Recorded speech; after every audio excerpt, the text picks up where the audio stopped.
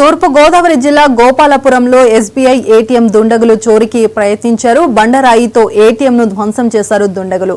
ఎంత ప్రయత్నించినా ATM box తెరవకపోవడంతో అక్కడి నుండి దుండగులు జారుకున్నారు. స్థానికులు పోలీసులకు ఫిర్యాదు చేశారు.